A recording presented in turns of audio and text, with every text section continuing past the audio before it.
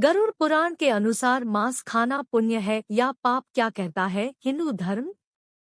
मित्रों, हम आपका स्वागत करते हैं। वैसे तो भोजन में हम क्या खाएं और क्या नहीं खाना चाहिए ये लोगों का व्यक्तिगत फैसला होता है। लेकिन यहाँ हिंदू धर्म में कुछ लोग मांसाहार को निषिद्ध मानते हैं, वहीं उनमें से काई लोग मांसाहार को काटकर और मारकर खाते हैं। आज भी ये कार्य हमें कई जगहों पर मिलता है। एक और मांसाहार का ग्रहण करने वाले लोग शाकाहारी खाने वाले लोग को घास पूछ वाले लोग बताते हैं, और दूसरी ओर देखें तो शाकाहारी खाने वाले लोग वह मांसाहारी खाने वाले लोगों को जानवरों पर अत्याचार करने वाले लोग मानते हैं। लेकिन मित्रों, आप आंख बंद कर आप किसी बात को आप मानना नहीं है, और ये लक्षण बुद्धिमान लोगों के ये लक्षण नहीं होना चाहिए। इसलिए दोस्तों, जानते हैं कि हिंदू धर्म ग्रंथों में शाकाहारी और मांसाहारी उन दोनों में कौन सा आहार उत्तम माना गया है।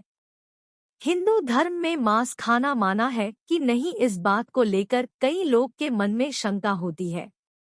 इसका कारण कुछ लोगों के मन में वेदों के विषय कुछ प्रकार की शंका पैदा होती है, जिनके वजह से वह समझते हैं कि वेदों में मांसाहार का विधान लिखा गया हुआ है। लेकिन मित्रों, ये आपका भ्रम है। मांस खाना पुण्य है या पाप, जानिए। वेद और पुराण हिंदू धर्म के मुख्य ग्रंथ है, जिसमें वेदों का सार उपनिषद है और उपनिषदों का सार श्रीमद् भागवत गीता है। वेदों में पशु हत्या पाप माना गया है और मांस खाने के संबंध में स्पष्ट किया गया है कि मांस नहीं खाना है। इतना ही बल्कि कुछ प्राणियों के मांस खाने का उपचार भी उसमें लिखा गया है। यजुर्वेद में कहा गया है कि मनुष्यों को परमात्मा को सभी गई रचनाओं से मनुष्य को अपने आत्मासमान मानना चाहिए। जैसे पानों को चाहते हैं वैसे ही दूसरों का हित करना चाहिए, और जिस तरह आप अपना बहुत अच्छी तरह से आप अपना ख्याल रख पाते हो वैसा ही हमें दूसरे प्राणी और जीव जंतु का ख्याल रखना चाहिए। वैसी ही अर्थवेद में कहा गया है कि ये मनुष्य तुम चावल, गेहूं, दाल आदि आहार के रूप में तुम ग्रहण करते हो, वही तुम्हारे लिए वही उत्तम माना गया है। तुम कभी भी नर या प्राणी का हिंसा मत करो। वही बात ऋग्वेद में बताया गया है कि गाय जगत की माता है और उनकी रक्षा करने की ही समाज की उन्नति है। मनुष्यों को इसमान सभी प्राणियों की रक्षा अपने जीवन से ज्यादा करनी चाहिए। इस भागवत गीता में मांस खाने आया नहीं खाने की वजह की बात आए 3 चरणों में उस बात को विभाजित किया गया है, जिसमें सत्व, रजव और तमस को इन तीनों में मांस का उल्लेख किया गया है। गीता के अनुसार अन्न से ही आपके मन के विचार बनते हैं। जो मनुष्य सात्विक का भोजन करता है उसकी सोच भी सात्विक रहती है। मांस और मदिरा की जैसी चिंजे तामसिक भोजन कहा जाता है। इस तरह का भोजन करने वाले लोग अक्सर कुकर्म, रोगी, एक दर्दी की तरह रहना, दुखी और सदैव के लिए आलसी बन जाते हैं।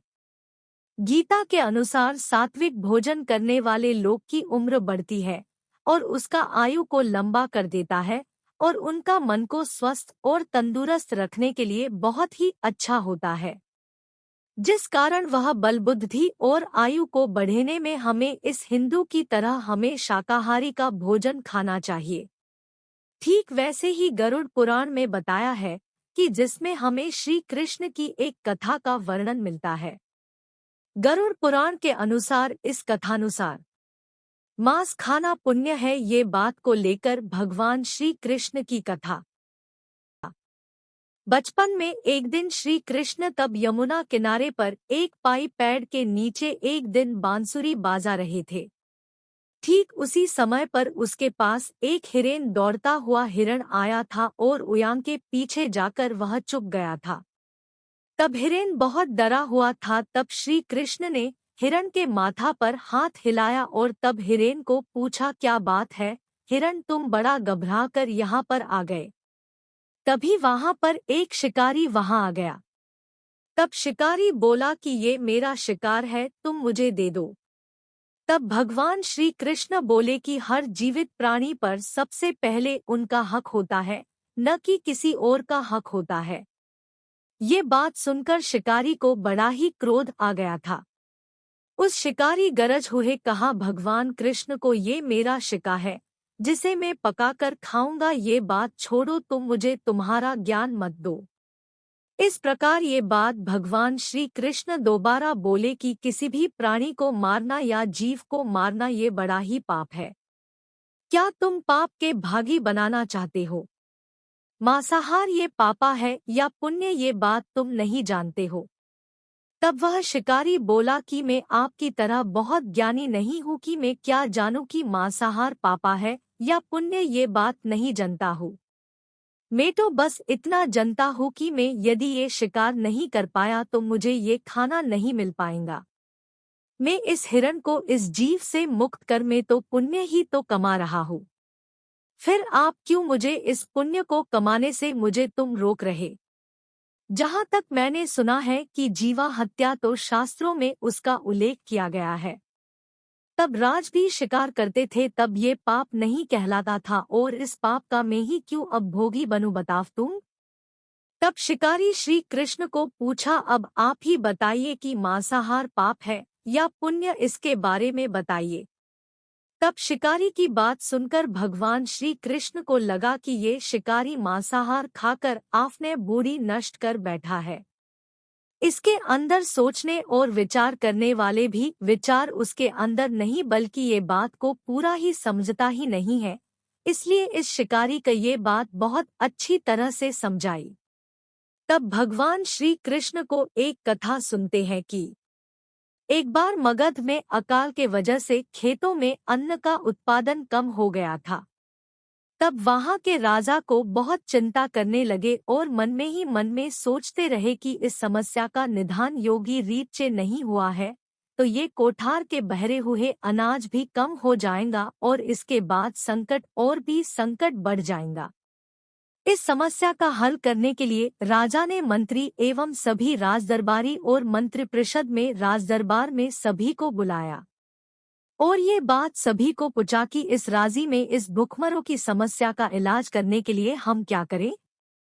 ये बात सुनकर सभी मंत्रीगण सोचते रहे, यदि हम चावल गेहूं को उगाने के लिए हमें बहुत ही श्रम करना पड़ता है और उसमें भी समय काफी ज्यादा लगता है, ऐसे में राजा कोई भी सस्ता नहीं हो सकता है।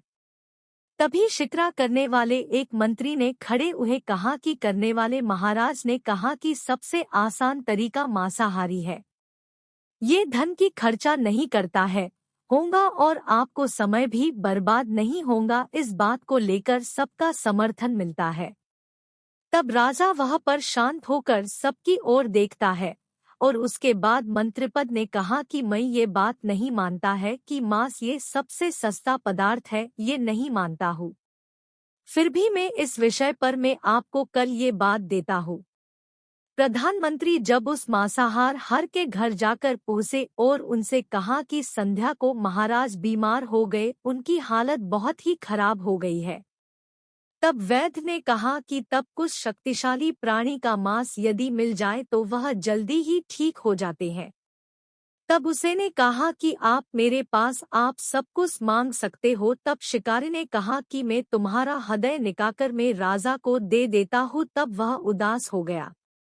तब वह राजा को उस मांस खिलाया और तभी राजा ठीक हो गए। इस कारण वह सब खुश हो गया, जिस कारण वह शिकारी को अंदर ही बड़ा प्रभाव लगा और कहने लगा मैं आज ही मांस खाना में छोड़ दूंगा।